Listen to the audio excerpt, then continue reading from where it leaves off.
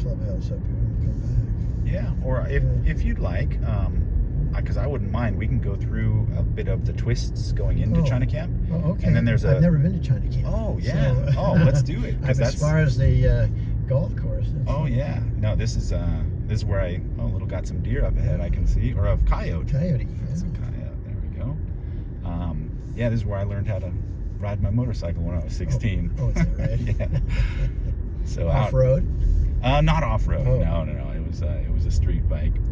But yeah, so we'll stay to the right here, and this is going to be the start. And it's just a nice, kind of coastal little bay beaches, and then eventually, after we go through a couple switchbacks, there will be a fairly large parking lot that we can pull into and maybe do a little turning radius test as well. But this should be perfect for that steering responsive benefit.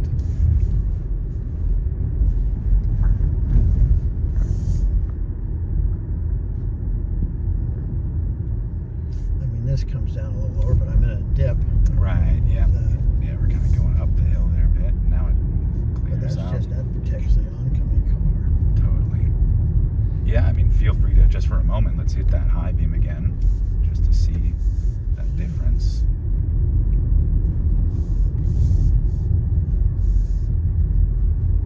Oh, yeah, this is easy to drive.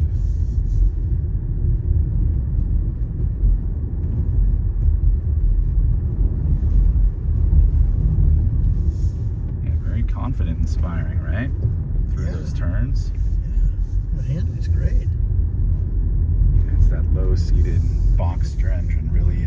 My brother, for his kids, 3 sons, he gave them Bondurant driving lessons. Oh, Bondurant? Do you remember Bondurant? The name is very familiar. That was the racetrack. Right up here. Is the gate closed? Oh, yeah, it is closed. Oh, yeah. That's fine. We can turn around right up here then. Do like kind of a U-turn would be perfect. And so the second year, I went with them, and you get into a Mustang, and you learn high-speed driving. Oh, wow! On a track. That's slick. And we had 3 kids chasing me down the track. What was really fun about it was that you get in the bus when you ride there. You get in the bus and they say, okay, we're going to show you around the track. And as you're going around the track, the bus starts going faster and faster and faster. And you say, holy shit, he's not going to make this turn. The bus? It does? Yeah. Wow. He got a 12-passenger bus or something like that. And it's fun. full. And your adrenaline's rushing already, and it's really cool. That's fun. And then you get into the Mustangs, and they teach you how to drive. That's too cool. High-speed, competitive driving. It was. And so he did that when they were just getting their From license? high school. Oh, wow. Graduated from high school. That was their graduation present. Wow, that's cool. And it was fun. And the interesting thing was, at the end of the 3 days, then you get to go in a real race car, and I didn't feel that comfortable with that, so I didn't go. So I did sort of an avoidance type of exercise where you go through cones and you put your brakes on, and you go 60 miles an hour, then you brake suddenly. The technical stuff. Yeah, and that's where you learn about the chatter. And the high-speed stop, and how you stay on that brake even though it's chattering. It tells you what it's all about. Right. And it's amazing. It took about 2 or 3 times, but by the time you got to it and you learned about it, then you could begin to steer through the cones. Otherwise, you'd wipe them out. And so you just learn to drive under extreme stopping. Yeah. Oh, that's smart. And you can't do that anywhere else. So, for anybody driving on the freeways today, with all the new technologies in the car, they should take that lesson. Oh, yeah. Save a life, but you also learn to look down the road. Yeah, scanning ahead, scanning way behind as well. Yeah. Mirrors, all of that. You're always aware of your environment around you. And that was, I feel that was kind of a saving grace for me. I actually, because on the bike. I learned that. Well, that's the thing is, I actually for a long time I did not want to have a car license or a car. I was all about motorcycle, so rain or shine. And so actually for until I was 18, then I started working at a dealership. So I of course had to get a car license. I kind of fell into the role, and you're not immortal. Right. Well, but no, and then so I didn't get my first car until I was maybe 25. Oh, wow. I was still, motorcycle for my commute and everything. But I do feel it made me a better and a safer driver as well. Yeah. And I think that can actually be a concern if you first learn a car and then get into riding a motorcycle. There could be a lot of bad habits that you're not necessarily aware of. Like hitting the brakes in a turn, for example. Things like that that can be much more detrimental and land you on the asphalt on a bike. Yeah, but, you only have two wheels. But no, they had a similar thing. The CHP, they ran a course called CC Rider, and it was so the CHP led this course. It was a 2-day course where first night was more indoors discussion and little tests and such, but then the next day was an all day from early morning till the evening, outside on these kind of 250 or 400cc motorcycles. And same thing, they have you do figure 8 patterns. It's like a class, so you have a whole class of 20, 25 riders, and you're doing figure 8s, learning how to yield to one another, coming through the, passing through, same things, locking up the brakes, all the stuff that's, less high speed stuff, but more related to the slower parking lot speeds as well, which that's going to be the hardest part for a lot of new riders. Yeah, I mean, you have the normal balance, the physics of balance at a higher speed. You just have to it has to sort of be second nature to be able to set up to protect yourself. Yeah. And you learn to, unfortunately, I hug a car a little too close. Yeah. My wife doesn't like that. But I'm looking past them. Yeah. In the future. But you never know what that person's going to do. Yes. What they're going to respond to. Whether it could be something going on in the car. And so I'm aware of that. So I try to back off.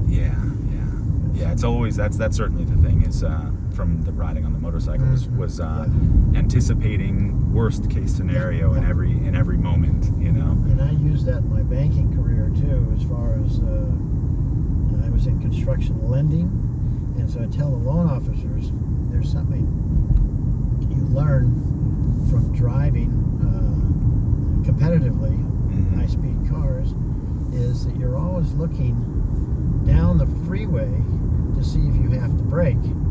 You're always looking. So in your construction loan, you have to look to see if there's a problem with scheduling, with delivery, or something for the construction to happen. So look down the road so that you can see a yellow light and make sure your project is on time.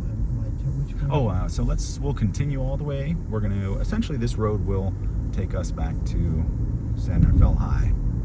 Oh, I know. I'm not that far yet. I lost my track of location. Right. But that skill set has application in so many other parts of your life. Yeah, that makes sense. Avoid problems by looking ahead. Yeah, it gives you a chance to react to something. That's true. Yeah, and I think we discussed it a little bit the day we initially explored the vehicle about the lane departure prevention technology. And that's on my car. Yeah, I was going to say you have that. I like that. And it's great for long trips or if you are having to make a drive much later than you normally would. When you put it on cruise control, it takes over that. I really like that. Yeah, the adaptive. I don't let go of anything, but it makes driving so easy. Yes, just minimize that fatigue.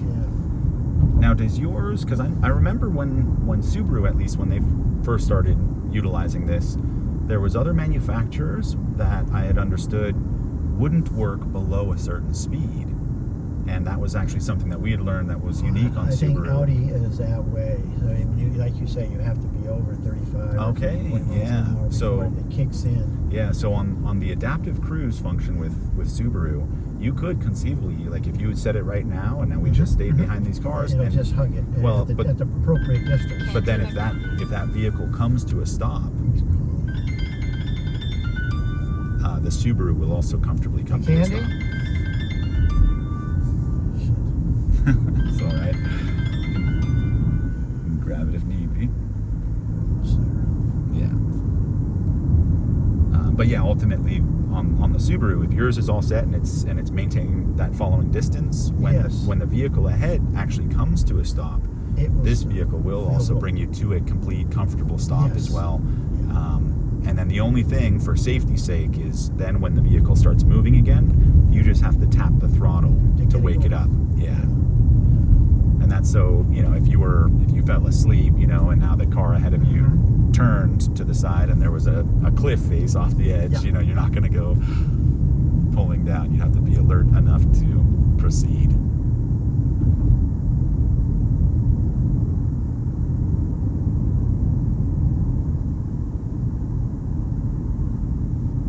Well, so far so good, it sounds.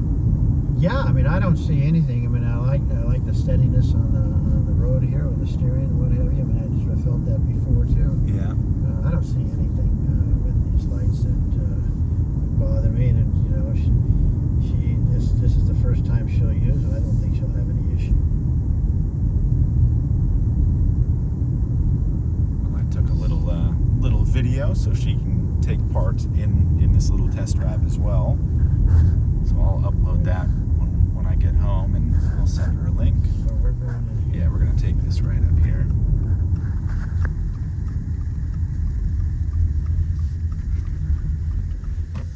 Wonderful. Well, Hans, thank you very much. Yeah, my pleasure.